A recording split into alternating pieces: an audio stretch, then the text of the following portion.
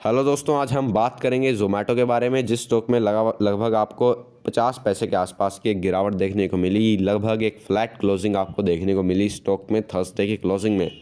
कल बाज़ार बंद था, कल दशहरा था, वहाँ उसके बेसिस पर आपको कल बाज़ार बंद देखने को मिला। ज़ोमैटो के बारे में दोस्तों आज हम इस बारे में बात करेंगे कि क्या आने वाले वक्त में इस कंपनी में फ्यूचर ग्रोथ अवेलेबल है। अगर आपने इस स्टॉक को लॉन्ग टर्म के लिए होल्ड किया है या फिर आप एक ट्रेडर हैं, आपके लिए अहम स्पॉट लेवल मैं आज बताऊंगा। और अगर आप एक लॉन्ग टर्म इन्वेस्टर हैं तो आपके लिए मैं ये वीडियो आपके लिए पूरा है, आप इसको हल्का सा स्किप ना करें। पहले हम बात ट्रेडर की करेंगे। ट्रेडर के लिए अहम स्पॉट लेवल क्या है और पूरा मेजर ब्रेकआउट इस स्टॉक के लिए क्या है। अगर आप इस चैनल पर नए हैं तो वीडियो को लाइक कीजिए, शेयर कीजिए और चैनल को सब्सक्राइब करना ना भूलें, ताकि स्टॉक मार्केट से रिलेटेड हर एक अपडेट आपको हमारे चैनल पर मिल सके।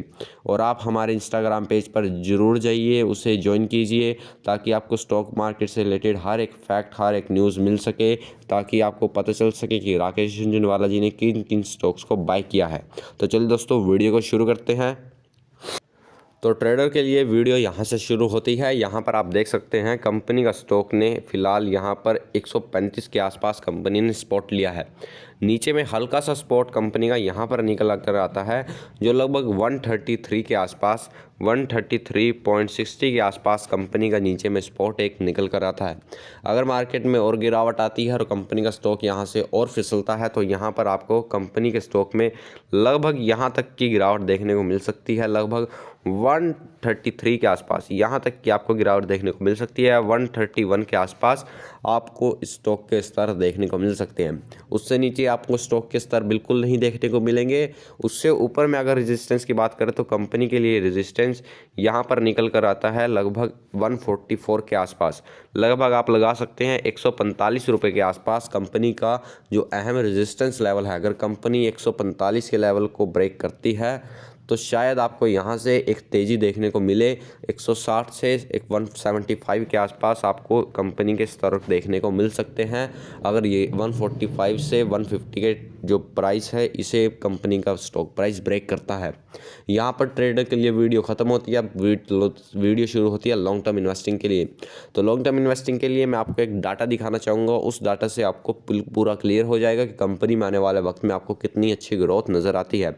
तो यहाँ पर आप देख सकते हैं दोस्तों कि यहाँ पर एक ब्रोकरेज रिपोर्ट है, जहाँ पर साफ कहा है कि जिस तरह से फूड इंडस्ट्री जो जोमेटो से लिंक, जिस तरह से जोमेटो एक फूड सर्विस इंडस्ट्री से लिंक्ड है, जोमेटो फूड सर्विस इंडस्ट्री से बिलोंग करता है। यहाँ पर आप देख सकते हैं एक ब्रोकरेज रिपोर्ट में साफ साफ कहा गया है, food industry service industry is highly under penetrated in India and Zomato to be the in the category growth.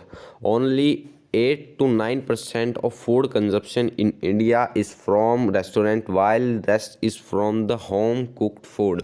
इसका कहने का मतलब ये है कि दोस्तों कि जो इंडिया में खाना मंगवाया जाता है रेस्टोरेंट से, उसकी जो जनसंख्या का परसेंटेज है वो लगभग 8 से 9% की जनसंख्या हमारे देश में वो फूड रेस्टोरेंट से सर्व मंगवाती है। और लगभग बची हुई जनसंख्या हमारे देश की पॉपुलेशन वो लगभग अपने आप लगा सकते हैं 90 से 95 के आसपास जो पॉपुलेशन है वो हमारे देश की लगभग अपने होम से ही खाना पकाती है। और यही नंबर अगर हम यूएसए से, चाइना से कंपेयर करें तो वहाँ पर ये नंबर 42 to 50% के आसपास आपको ये नंबर देखने को मिलता है। तो अगर इंडिया में भी आपको इस तरह से ही ग्रोथ देखने को मिलती है तो जोमेटो के लिए एक बहुत बड़ा हब बाकी है, बहुत बड़ी ग्रोथ अपॉर्चुनिटी बाकी है। आने वाले वक्त में, आने वाले टाइम में, आने वाली जो जनरेशन है उसमें अगर कंपनी जो जिस तरह से इंडिया में फूड इंडस्ट्री के लिए ट्रेंड चेंज हो रहा है और जिस तरह से कंपनी की ग्रोथ हो रही है, वहाँ पर मुझे ऐसा लगता है कि आने वाले वक्त में कंपनी में एक बहुत अच्छी ग्रोथ बाकी है। यहाँ पर आप देख सकते हैं कंपनी की जो total income including delivery charges थी, ये दोस्तों जो नंबर है ये मिलियंस में है।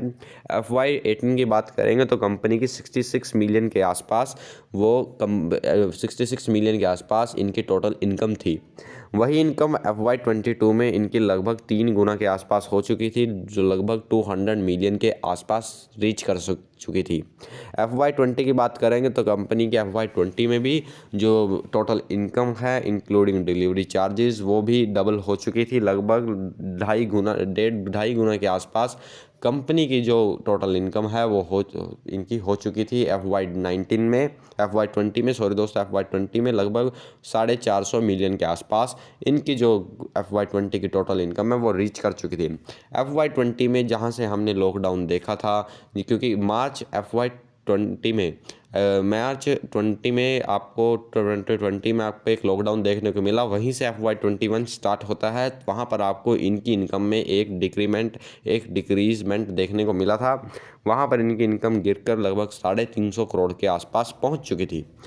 यहाँ पर मेन मकसद ये नहीं है दोस्तों, क्योंकि कंपनी में जो आने वाले वक्त में एक फ्यूचर ग्रोथ है वो बहुत ही ज़्यादा अवेलेबल है, क्योंकि कंपनी का मानना है कि वो 2024 से 2025 तक पूरे तरीके से फुल्ली प्रॉफिटेबल हो जाएंगे।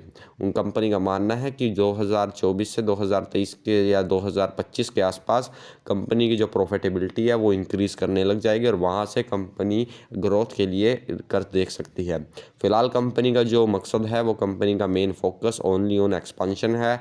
कंपनी ज़्यादा से ज़्यादा कस्टमर्स को एक्वायर करना चाहती है ताकि आने वाले वक्त में कंपनी को कोई भी ऐसी दिक्कत का सामना ना करना पड़े, क्योंकि जहाँ पर इस कंपनी के लिए बहुत बड़े डीप डार्क पॉकेट भी अवेलेबल हैं।